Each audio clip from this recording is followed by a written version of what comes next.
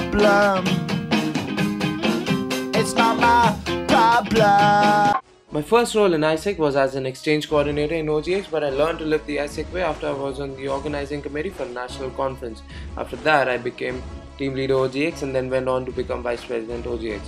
After a lot of thought, I decided to apply for LCP because there were a lot of fundamental things wrong with the LC, and also took up talent management and finally was rewarded with this.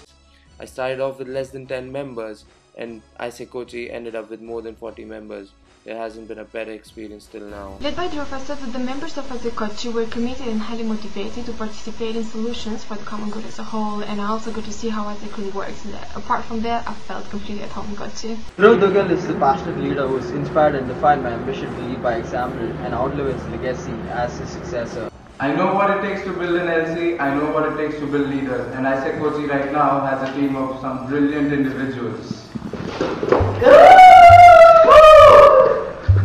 Not exactly those kind of leaders, but yeah, leaders. Though I didn't do anything special, I just did one thing. I gave them training, and the only real training for leadership is leadership. AIESEC Malta, I'm writing you a letter. Yes, that's right, a good old-fashioned letter. It's a lost art, really. I started off my AIESEC career in the same cliched way a lot of you might have. It was just an organization and its member did these annoying things, dance, shouts and party. It seemed nice at times, but I thought it didn't seem to have much interest in people like me, or I didn't have much interest in AIESEC. Which of course now I find vaguely amusing because I didn't realize then that I'll always be in AIESEC's debt. Because no matter what I do or what I've done, I always get back much more, that too in many folds.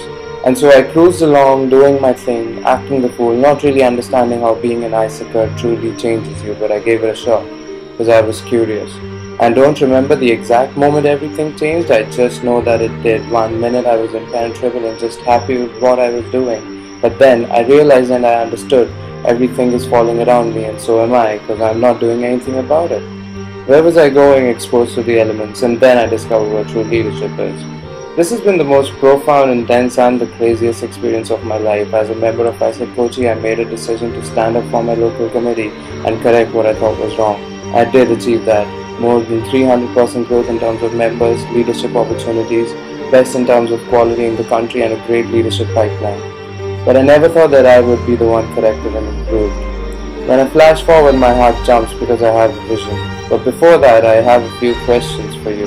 Are we the biggest and the most impactful youth leadership in the country? Are we producing enough scientists, politicians and change makers? Are we creating enough leadership opportunities? Are we restricting our growth? The answer to this question is, AIESEC is a revolution waiting to be unleashed. You are the revolution waiting to be unleashed. AIESEC cares about nothing and everything, noble in thought, noble in action, noble in ideals. I just want you to think on those lines because I have done the same. And this is my motivation. And this is why I'm here. So AIESEC Malta, let's lead the change.